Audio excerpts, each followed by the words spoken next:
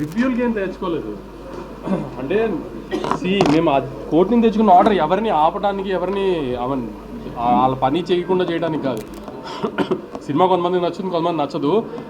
నచ్చకపోవడం అనేది మరీ కొంచెం ఎటగారంగా ఇష్టం వచ్చినట్టు మాట్లాడి ఎవరిని హర్ట్ చేసి ఆర్టిస్ట్ని కానీ టెక్నీషియన్ కానీ అట్లా ఏదన్నా ఇష్టం వచ్చినట్టు రివ్యూ ఇస్తే వాళ్ళ మీద లీగల్గా మూవ్ అవడానికి తెచ్చుకున్న యాక్ట్ అది అంతే. అంతేగాని మీ పని ఎవరిది ఏ రివ్యూని ఆపమనలేదు, ఎవరిని ఏం చెయ్యొద్దాం లేదు మేము.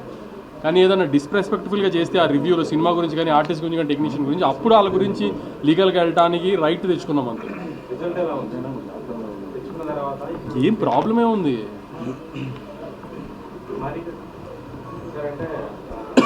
రాజుగారు అనేది చూపించారు చక్కగా అండ్ దాంట్లో బ్యాక్డ్రాప్లో ఆయన ఏం లేనట్టుగా ఇది ఎక్కడి నుంచి ఆయన రిఫరెన్స్ తీసుకున్నారు సార్. అంటే అలాంటి వాళ్ళు ఉన్నారు రియల్ క్యారెక్టర్స్లో. అంటే అది చాలా మంది కనెక్ట్ అయ్యే క్యారెక్టర్ అండి. అంటే ఇప్పుడు ఎలా అంటే మీరు ఆంధ్ర సైడ్ మీరు చూసారంటే మీ క్వశ్చన్ నాకు పూర్తిగా అర్థం కాలేదు. రాజుగారి క్యారెక్టర్ బాగా డబ్బున్న క్యారెక్టర్, అవును. బట్ బ్యాక్ ఎండ్ లో అంటే బంగారం వేసుకుని అదా దాని రిఫరెన్స్ ఏదైనా ఉంటుంది. డిఫరెన్స్ మన చుట్టుపక్కలే ఉన్నారు కదండి చాలామంది. ఇప్పుడు డబ్బులు మనం చాలాసార్లు మీకు సొసైటీలో మీరు వెళ్ళినప్పుడు మీరు వింటుంటారు కదా, మీరు సోషల్ మీడియా కానీ న్యూస్లో కూడా చదువుతుంటారు. చాలా రిచ్ పీపుల్ ఎవరైనా ఉన్నప్పుడు సడన్గా చూస్తే వాళ్ళకి యాక్చువల్గా చాలా ఏమంటారు లాసెస్లో ఉన్నాయని తెలుస్తుంది, లేదా కంపెనీ లాసెస్లో ఉందని తర్వాత తెలియదు, బయటికి తెలియదు. సో లేకపోయినా లైఫ్ స్టైల్ వాళ్ళు లైఫ్ స్టైల్ అదే మెయింటైన్ చేస్తుంటారు అనుకుంటారు. సో దానివల్ల ఇంకా అప్పుడు వెళ్ళిపోతారు. సో మన రియల్ లైఫ్లో అలాంటివి చాలా ఎగ్జాంపుల్స్ ఉన్నాయి కదా. సో చంద్ర గారితో మీ కాంపిటీషన్ చాలా బాగున్నాయి. ముఖ్యంగా ఆ గుడి మీద గుమాస్తా ఆ చేంజ్ ఓవర్ అన్నది కూడా చూపించారు లాస్ట్ లో. అసలు నడవరు, కాలు కొని పెట్టిన ఆయన.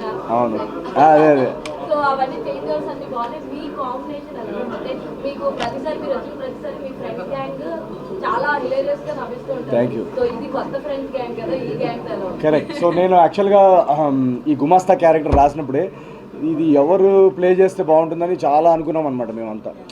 సో ఏదన్నా డిఫరెంట్గా ఉండాలి చాయిస్ అని చెప్పేసి నాకు చంద్రగారి వర్క్ చాలా ఇష్టం అనమాట.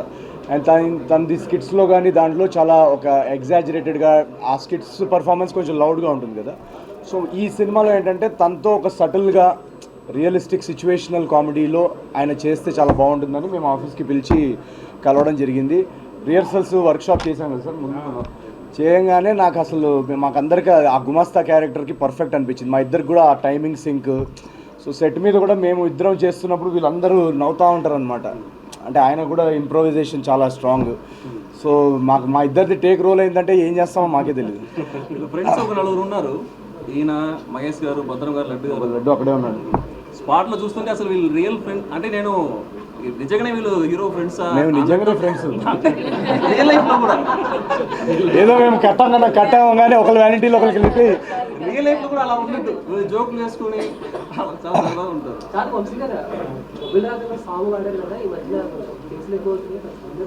పర్మిషన్ తీసుకున్నాం. అంటే ఇళయరాజా గారికి ఆదిత్య ద్వారా ఇన్ఫార్మ్ చేసాము. అది ఆదిత్య మ్యూజిక్ సాంగ్ అది వాడాము, అది చెప్పేవాడు సార్. బల్పం పట్టి కేసులు బ్లాస్ట్ మీరు చూసారు కదా, ఫుల్ థియేటర్ అంతా బ్లాస్ట్ అయింది.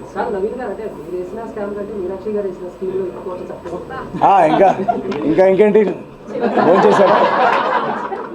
భోంచేశారా? ఆయన బిర్యానీ పెట్టి పంపించింది.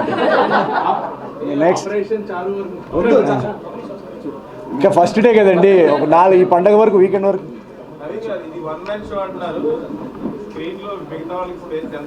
అయ్యో చూశారు కదండి ఎంతమంది అంత అద్భుతంగా చేస్తే. చంద్ర గారు, లడ్డు. సరే నేను లేని సినిమా ఒకటి తీసి మీకు పంపిస్తాను. మీకు నేను లేని సినిమా కావాలి కదా, నేను అది కూడా వచ్చేటట్టు చేస్తాను. డెఫినెట్గా ఏదో ఒక చిన్న సినిమా ప్రొడ్యూస్ చేద్దాం న్యూ కమర్స్ తోటి. అది డెఫినెట్గా మీరు ఆ స్క్రీనింగ్ చూసి ఆ రోజు మీదే ఫస్ట్ రివ్యూ చేద్దాం.